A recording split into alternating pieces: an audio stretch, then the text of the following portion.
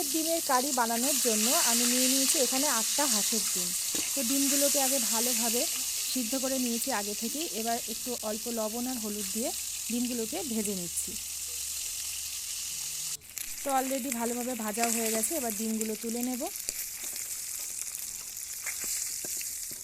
এবার ডিমটা তুলে নিয়ে ওই তেলেই আমি আলুগুলো ভেজে নেব। আলুগুলো একটু হালকা সিদ্ধ করে নিয়েছি আগে থেকে, জল ঝরিয়ে নিয়ে এবার আলুটা অল্প তেলে ভালোভাবে ভেজে নিতে হবে। সামান্য একটু লবণ আর হলুদ দিয়ে আলুটাকে ভাজতে হবে। একটু ভালো ভাজা হলে কিন্তু খেতেও বেশি ভালো লাগবে। তো আলুগুলোও ভাজা হয়ে গেছে, আলুগুলো তুলে নিচ্ছি।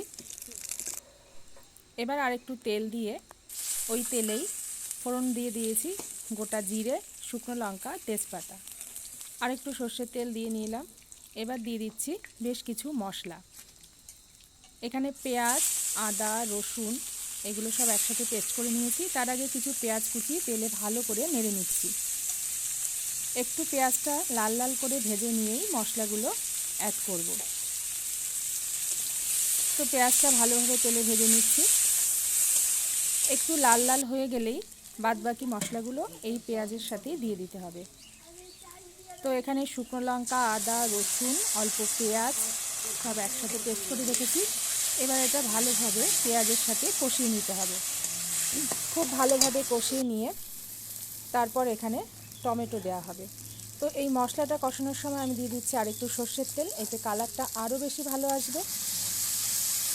এবার আরেকটু কষিয়ে নিতে হবে। কষাতে কষাতে যখন ভালোভাবে তেলটা ছেড়ে দেবে তখনই দিয়ে দিতে হবে কিছু টমেটো। তো অলরেডি মোটামুটি ভাজা হয়ে গেছে। এবার গুঁড়ো মশলাগুলো অ্যাড করছি। এখানে জিরের গুঁড়ো আর ধনের গুঁড়ো দিয়ে দিলাম।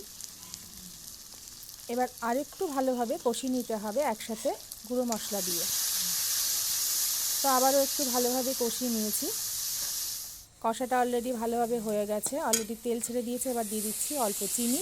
এটা কালারের জন্য প্লাস একটু টেস্ট বাড়ানোর জন্য কিন্তু দিতে হবে। এটা অপশনাল, আপনারা দিতেও পারেন, নাও দিতে পারেন, তবে দিলে কিন্তু টেস্টটা একটু বাড়ে। এবার দিয়ে দিচ্ছি কুচনো টমেটো।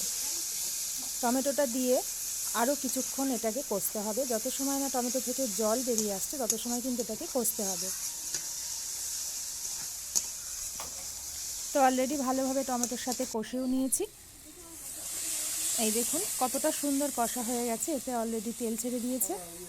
এবার দিয়ে দিচ্ছি ভেজে রাখা আলু আর ভেজে রাখা ডিম। একসাথে এই ডিম আর আলু মশলাটার সাথে আরেকটু কষিয়ে নিতে হবে।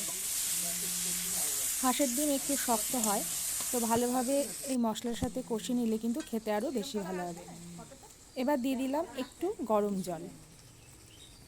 গরম জলের সাথে আরেকটু এটাকে কষিয়ে নিচ্ছি। তো জলটা একটু শুকিয়ে গেলে আরেকটু পরিমাণ মতো আমি গরম জল দিয়ে দেব। তো জল পরিমাণ মতো দিয়ে দিতে হবে, খুব বেশি জল না দিলেও চলবে। এটা যেহেতু গায়ে মাখা মাখা বা একটু কষা হবে রান্নাটা, তো পরিমাণ মতো জল দিয়ে দিয়েছি। এবার 6 থেকে 7 মিনিট মতো এটাকে ঢেকে রাখবো। তত সময় ফুল দমে এটাকে কিন্তু ফুটতে দিতে হবে।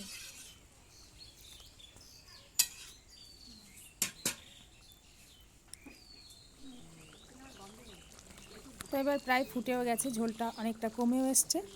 এবার গরম মশলার গুঁড়োটা দিয়ে কিছুক্ষণ ফুটিয়ে নিতে হবে। আবারও প্রায় 5 থেকে 6 মিনিট এভাবে ফোটাতে হবে।